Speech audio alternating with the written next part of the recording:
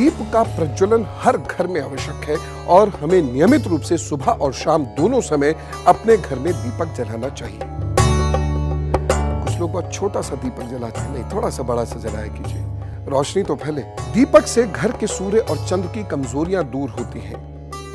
5 दीपक प्रज्वलित करके, जिसे पंच दीपक कहते हैं, पंचदीप कहते हैं, 5 दीपक प्रज्वलित करके ध्यान करने से व्यक्ति के अंदर उसके चंद्रमा की कमजोरी दूर होती है, जिसे मैं चंद्रमा की कमजोरी कहता हूं। उसे बहुत सारे मनोवैज्ञानिक ल्यूनर डेफिशिएंसी कहते हैं, वह दूर होती है। अंग्रेजी में बताया, समझ में आएगा। जिस व्यक्ति के अंदर ल्यूनर डेफिशिएंसी दूर होती है, यानी और इजी बताऊं, ल्यूनेटिसिज्म जिसको बोल देते हैं, तो उसके अंदर सनक दूर होती है, आत्मबल बढ़ता है, आत्मविश्वास बढ़ता है।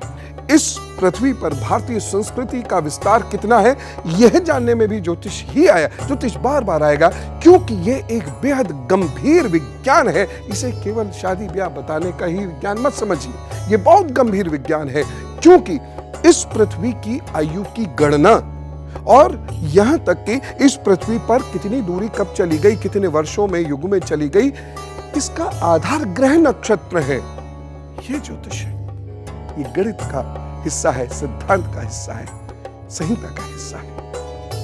खैर, जिस घर में 5 दीपक प्रज्वलित होते हैं, उस घर से, अब सुनिए इसका वैज्ञानिक तथ्य, हम दीपक क्यों जलाते हैं और बहुत सारे दीपक क्यों जलाते हैं?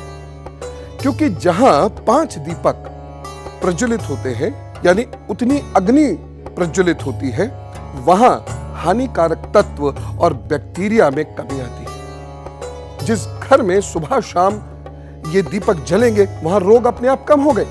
अखंड दीपक जला दिया जाता है, 9 दिन का अखंड दीपक नवरात्र में हम लोग प्रज्वलित करते हैं, नहीं। उसके अलावा भी आप देखेंगे अनेक मंदिरों में, आश्रमों में अखंड दीपक प्रज्वलित किया जाता है। क्यों?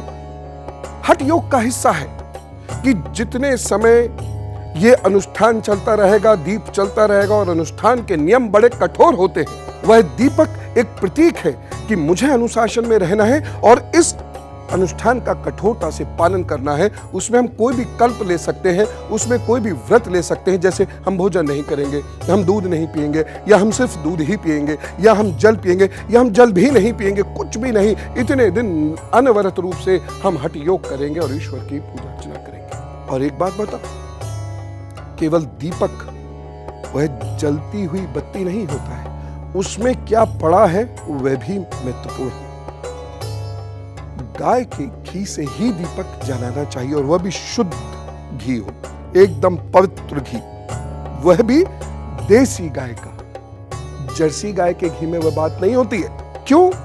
क्योंकि गौधृत यानी गाय के घी के जलने से जो वातावरण में बैक्टीरिया समाप्त होते हैं, वह अद्भुत होता है। आप ये जलाइए, नाप लीजिए, बहुत सारे यंत्र ऐसे आते हैं आजकल तो, और देखिएगा, फिर आपको पता चलेगा कि क्यों दीपक प्रज्वलित किए जाते थे और क्यों गौधृत यानी गाय के घी का दीपक ही प्रज्वलित किया जाता था।